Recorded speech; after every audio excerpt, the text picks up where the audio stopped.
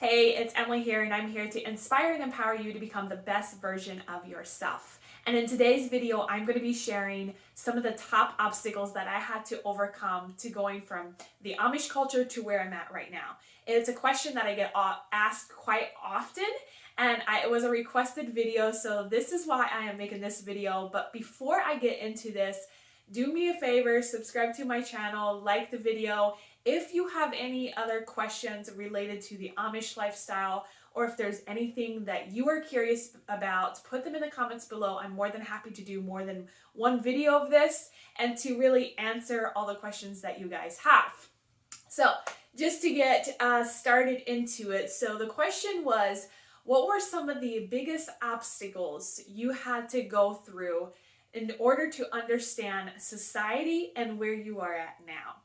And some of the biggest obstacles, one was education, two, identity, like who am I now? Three, really owning my voice and stepping into my full power.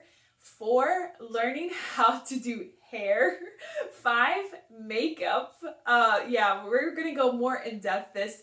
And then the other thing was the clothes, like what works, what's in style, what's not, how do I know this stuff and all these things. So I'm going to dive deep into each one of these and really talk about some of the things that helped me and some of the things that I had to do to get where I'm at right now.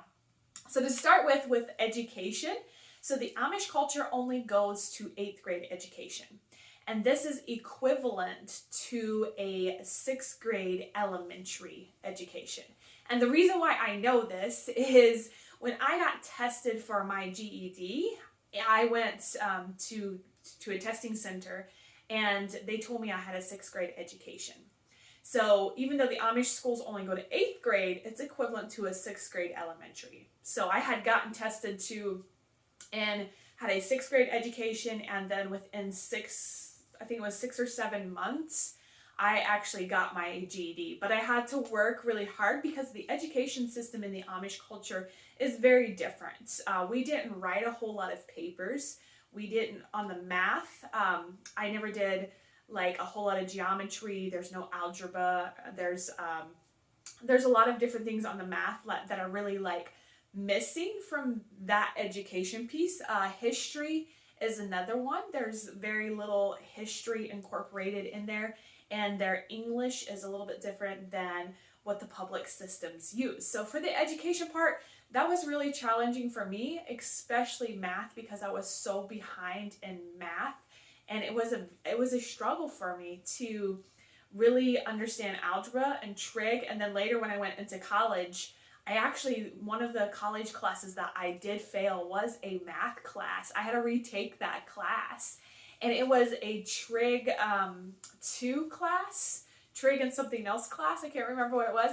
But I actually failed that class because I had no idea what I was doing. And I was not very focused that semester, especially in math. And it was so challenging for me. So the education was really challenging for me because I felt like when I did leave, I was very undereducated, and not just in the school learning stuff. School came easy to me and I picked everything up really easily. So that part wasn't that challenging, and I love to learn. I still love to learn to this day. And then when I went to go get my bachelor's degree, I ended up having to take, I think, 2 pre-courses to actually qualify to get into Purdue, which those were more like the English and the writing classes that I had to take in order to go into college. So that's kind of on the education side of it. Their writing is very weak, what they teach. And it's interesting because now I'm sitting here writing a book and I still find myself challenged in that department, which I know I'm going to get a good editor and it's going to help me out in that form. But that was kind of the biggest challenge, was that education piece, not having that structure that the way that the public schools do now. And then the next thing to go into is identity. I struggled with this for years. Once I had left, leaving the Amish culture, my biggest thing was I wanted to get an education. I wanted to be like a career woman, right? I wanted to like be the boss and all these things. And I got to experience that in the leadership world in automotive, and I'm forever grateful for that because it taught me so much. And the identity of who am I and where do I fit in?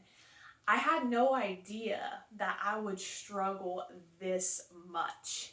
And it was a struggle for me to understand, who am I? Where do I fit in at? Now that I have left this culture and I am no longer part of the Amish culture and I have left, where do I fit in at? And I had no idea how to go about trying to find like my tribe of people. And for years, I spent years trying to understand, where do I fit in at? Who am I? Where's my tribe of people and why can't I find them? And the reality is, now that I've known and I've done the internal work and I've grown so much, you don't have to fit in somewhere. But I had spent years trying to figure out, where do I fit in at? Like, am I just a mom? Like, I was a mom at 18 and I thought like the only identity I had was I was just a mom. And I didn't know. And I didn't really fit in with all the other moms. And I felt, because I was very young, I wasn't about to like have all these play dates, and I didn't know anyone. And so I struggled with the identity. And it wasn't until I would say COVID, when COVID hit and I really went through figuring out who I am and what I wanted in my life, that I really figured out my identity. And part of this was going through and doing the identity work and knowing that I don't have to put myself in a box. I don't have to fit in somewhere to be my own self, to be my person. And I think that really was challenging for me because I had no idea where to fit in at, because I had left the Amish culture and then was pregnant at 18. Everyone else at 18 and outside of the Amish culture, they were still like partying and like living their life, right? So it was hard for me to find friends that were very similar. So I had very few friends, and that was a challenge. And now that I have been out of the culture for a while, and I have made friends and I have connected with some incredible people, and I know that my identity is whatever I choose it to be. I don't have to fit myself into this box. I wish I'd have known that when I had left, that you can just be your own person. You don't have to fit in a group or a box or anything like that. I tried so many groups, and quite honestly, there were some incredible groups, powerlifting being one of them. Powerlifting really gave me that group of supportive women. That group, not just the women were supportive, but there's also some very supportive men in that group. And powerlifting really gave me somewhat of an identity of like, oh, this feels good. This is where I belong. This is amazing. So that kind of helped me on that side as I got into fitness. But later, I kind of lost a lot of my identity trying to figure out, as I'm growing, as you grow as a person, you kind of lose some of that identity and you create new, but don't put yourself in a box. And I wish I had known that when I first left. The next one is really owning my voice. This was a struggle for me for years, growing up. The women don't have a voice. They don't have a voice growing up in the Amish culture. And it's very male dominant, and the guys have the voice. And so being programmed like that from little up, you don't have a voice. It is what it is. You accept it and you move on. And so as I grew in my leadership role, I realized I had to start having a voice and standing up for not just myself, but for my team that was underneath me. And this was struggle. This was a struggle to really stand up for my, and have an opinion and have a voice. And even through my first divorce, I had to really have a voice, and I had to stand up for myself and own my voice. And through the verbal abuse there, I really got strong in owning my voice. And I was like, no, we're not going to put up with this anymore. But that doesn't mean that I went from zero voice to having all this voice and standing in my power, because that's not how it worked. It was a process, and it was a lot of learning. And so to really know that I can have a voice, as a female, I can have a voice. And the more I tapped into that and the more I stepped into that, that's why now I don't have no problem having a voice, but that wasn't the case when I first left the Amish culture. The next one is learning how to do hair. Let me tell you, this was a huge obstacle for me. I tell you, my first haircut was awful. Like, it wasn't what I wanted. I had no idea to tell her what I really wanted. I was like, my hair was like all the way down, like down here, like almost touched my butt, and I had cut it to like right here. And so I wasn't used to having short hair, and I had no idea what to do with it. And for a long time, for years, I would literally go get my hair cut, and I would just tell the person that's cutting my hair, just do whatever you want with it. I don't do that anymore, but it was a challenge because I had no idea of what I really wanted or liked to do. So now I have learned what is easy for me. Like, I'm all about quick, convenient, let's go. I don't have much time. I don't take a whole lot of time getting ready. Like, I just want to be able to like shower, put some stuff in it and go. Like, this is natural. I have natural curly hair, and I do straighten it every once in a while. That takes some time. And the first time I tried to straighten my hair, I almost burned it. Like, it was awful. I had damaged my hair so bad. But that was a challenge because I really didn't have anyone to teach me how to take care of it. And I had a good hairdresser for a long time until I moved to Tampa. But in Indiana, I had a good hairdresser, and she taught me like what to put into it, you know, what to put in my hair, how to make it look better, like how to style it and that kind of things. And I watched quite a bit of YouTube. But if you follow me on Instagram, or you know me well, you know I'm just gonna show up like in the easiest hairstyle that there is, because it's convenient for me and I don't have to take a whole lot of time spending time on it or worrying about it.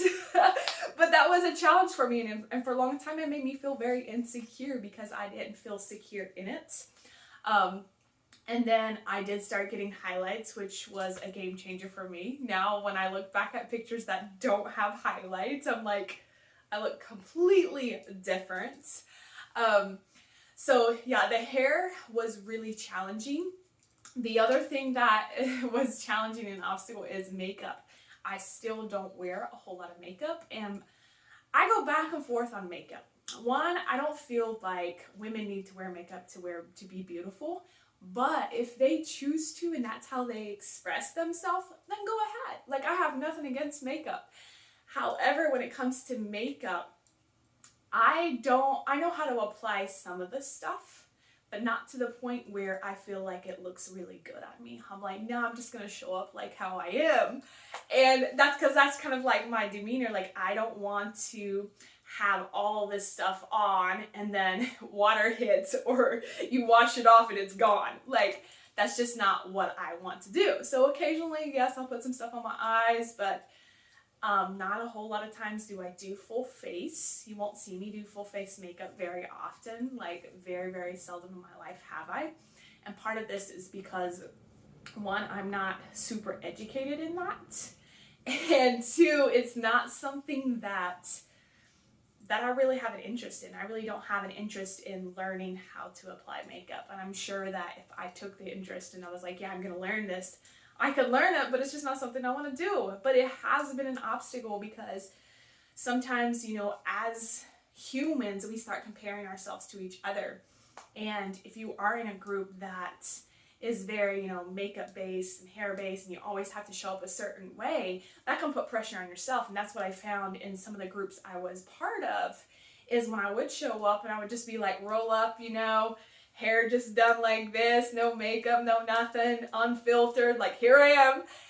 What happened is I would either get judgment or I would start comparing myself. And I'm like, yeah, like I'm not doing that anymore.